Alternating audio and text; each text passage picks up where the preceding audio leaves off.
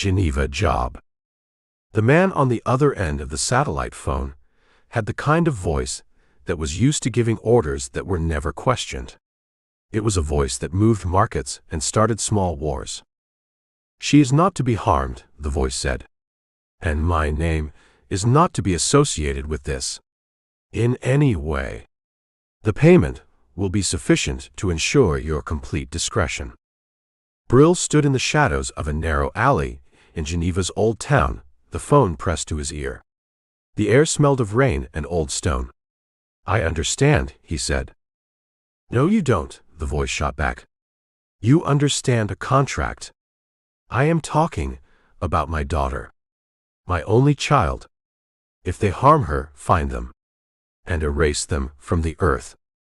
"That's a different contract," Brill said, his voice flat. "It will cost you more." There was a pause on the other end of the line, a moment of surprised silence. Then a short, harsh laugh. "Yes," the man said. "I suppose it would." "Very well. The original contract stands. Get her back, unharmed. You have 48 hours. The line went dead. Brill put the phone away.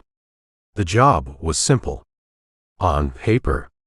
The daughter of a Russian oligarch, a man named Mikhail Kadarin, who had gotten on the wrong side of the Kremlin, had been taken.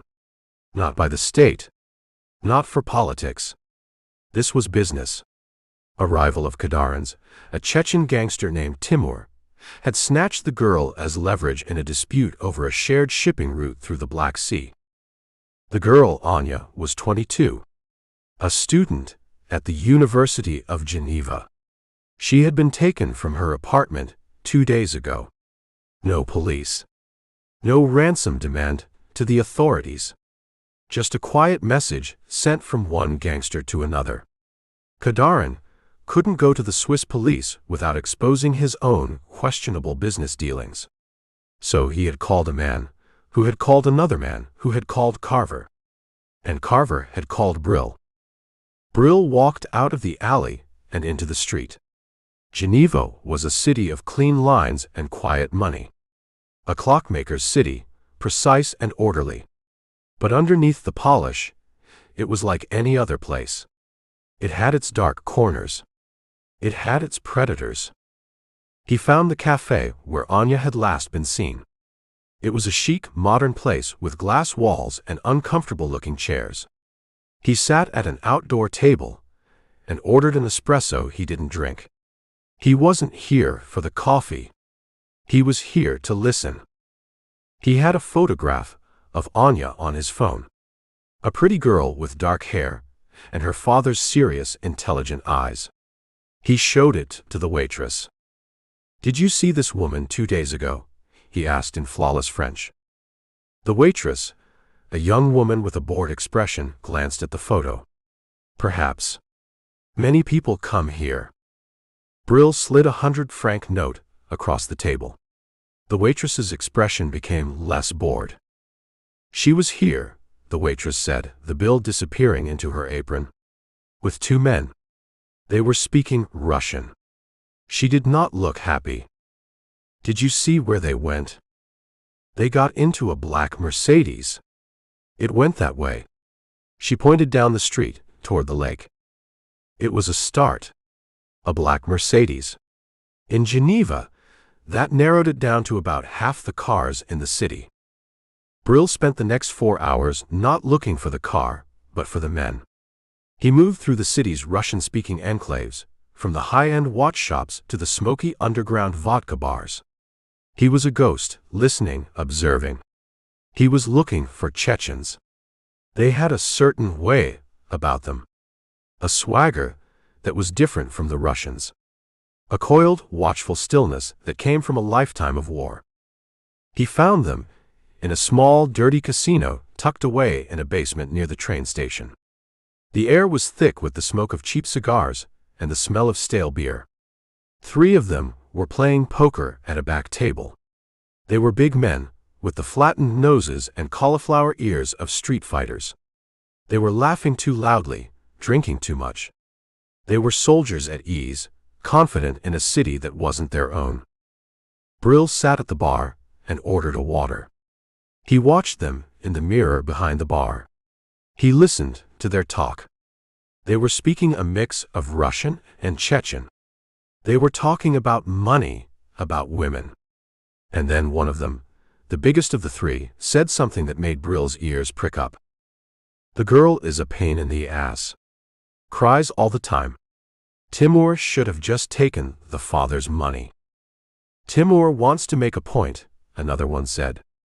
"He wants the old man to sweat." Brill had his confirmation. He finished his water and stood up. He walked toward the poker table. The three Chechens looked up as he approached, their laughter dying. Their eyes went hard. They were sizing him up. They saw a man who didn't belong. "I'm looking for a girl," Brill said in Russian. "Dark hair. Pretty. About this high." He held his hand up. "Her name is Anya." The big one, the one who had complained about the crying, smiled. It was not a nice smile.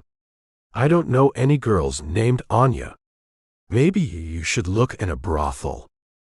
His friends chuckled. "She was last seen getting into a black Mercedes with some men who looked like you," Brill said, his voice still level. The big Chechen's smile faded. He pushed his chair back and stood up. He was a head taller than Brill, and outweighed him by 50 pounds of pure muscle. "You are making a mistake, my friend. You should leave now." Brill didn't move. "I just want to know where she is." The Chechen decided he had been polite long enough. He threw a punch. It was a big, telegraphed right hook, the kind of punch that would knock a normal man's head off. Brill wasn't a normal man. He moved inside the punch, the Chechen's fist whistling past his ear. He drove the heel of his hand up and under the man's nose, a short, brutal jab that sent a spray of blood and a jolt of pure white-hot pain through the man's skull. The big man staggered back, his eyes wide with shock and agony. His two friends were already on their feet, reaching for the pistols tucked into the backs of their pants. Brill was already moving. He grabbed the big Chechen's arm, spun him around, and used him as a human shield. He drove his knee into the man's back, pushing him toward his friends. "Don't," Brill said, his voice a low, cold command. The two Chechens froze, their hands hovering over their weapons. They were looking at their friend, at the blood pouring from his nose, at the cold, dead eyes of the man holding him. Brill pulled the big man's pistol from his waistband. He pressed the muzzle to the man's temple.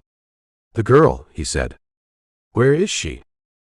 The big man was sobbing now, a mixture of pain and humiliation. "A villa," he choked out. "On the lake. Near Montreux. The old Dubois place." "How many men?"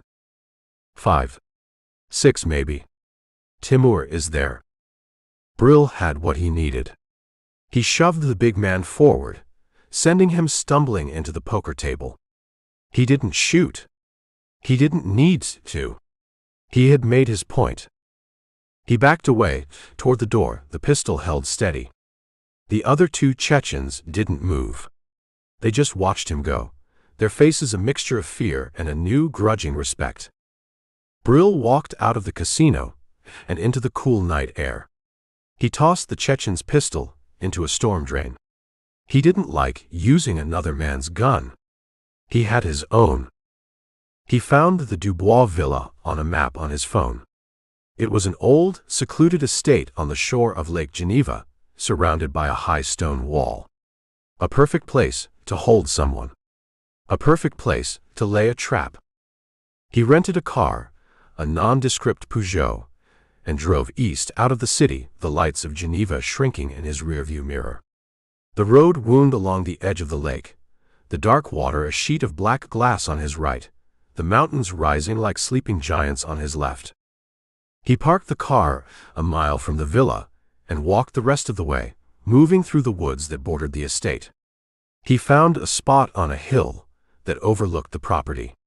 He took out a small, powerful monocular and settled in to watch. The villa was lit up. The lights were on in most of the downstairs rooms. He could see men moving around inside. He counted 5 of them. They were armed, carrying themselves with the easy confidence of soldiers in a secure position. A black Mercedes was parked in the driveway. He watched for 2 hours. He saw the guard rotation. He saw the blind spots in their perimeter. He saw the delivery van that brought their dinner. And then he saw her. They brought her out onto a stone terrace that overlooked the lake. Anya. She was wearing a simple dress. Her hair was a mess. But she was alive. And she was fighting. She was arguing with one of her captors, a man with a cruel, scarred face who Brill assumed was Timur. She was not crying. She was angry. Timur slapped her. A sharp, cracking sound that Brill could almost hear from his position on the hill. Anya stumbled back, but she didn't fall. She just stared at him, her eyes blazing with her father's defiant fire. Timur laughed and said something to his men. They dragged her back inside. Brill lowered the monocular. The cold professional detachment he felt on a job was gone, replaced by a low, simmering anger. The contract was to get her back unharmed. Timur had just broken the contract. He waited until after midnight, until the lights in the villa went out one by one, until the only light was a single bulb burning over the front gate and the soft glow from a downstairs room where 2 guards sat playing cards. He moved down the hill, a shadow detaching itself from the other shadows. He went over the stone wall, at a spot where a large oak tree grew close to it, its branches providing cover. He landed on the soft grass of the lawn without a sound. He moved toward the house, staying low, using the manicured hedges as cover. He reached the stone terrace where he had seen Anya. A set of French doors led from the terrace into a dark library. The lock was old, ornate, and laughably easy to pick. He slipped inside.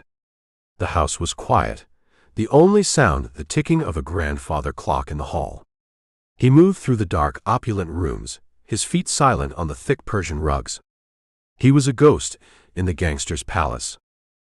He found Anya in a bedroom on the 2nd floor. The door wasn't locked.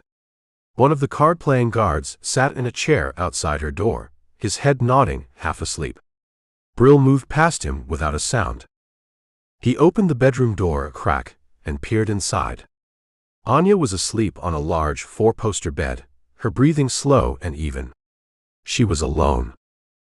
Brill slipped into the room and closed the door behind him. He walked to the bed. He reached out and gently touched her shoulder. Her eyes flew open. She started to scream. Brill's hand clamped over her mouth, firm but not rough. "I'm not going to hurt you," he whispered in Russian, his voice a low, calm sound in the darkness. "Your father sent me. We're leaving." She stared at him, her eyes wide with terror and confusion over his hand. He slowly removed it. "Who are you?" she whispered. "The solution to your problem," he said. He looked at the guard, nodding in the hall. "Is he always alone?" She nodded, her eyes never leaving his face. "They take turns. The other one is downstairs." "Good." Brill turned to the window. It overlooked the back of the estate, a long, sloping lawn that led down to the dark water of the lake. A small boathouse was visible at the water's edge. "Can you swim?" "Yes," she said. "Then that's our way out," he said. He looked at the sleeping guard again, a problem that needed to be solved. He could kill him, but a body would raise an alarm too quickly. He needed a quieter, more elegant solution. He looked around the opulent bedroom. His eyes landed on a heavy, silver-backed hairbrush on the dressing table. It was solid, perfectly weighted. An old-fashioned tool for a simple old-fashioned job. He picked it up. "Stay here," he whispered to Anya. "And don't make a sound." He slipped back out into the hallway, the heavy silver brush in his hand. The guard was still dozing, his chin on his chest, his rifle resting against the wall beside him. Brill moved up behind him, a shadow in the dim light of the hall. He raised the brush. He didn't swing it like a club. He brought it down in a short, precise chopping motion, the heavy silver edge connecting with the pressure point at the base of the man's skull. The sound was a dull, soft thud. The guard's head snapped forward, and he slumped in his chair, unconscious, a puppet whose strings had been cut. His rifle started to slide. Brill caught it before it could clatter on the floor.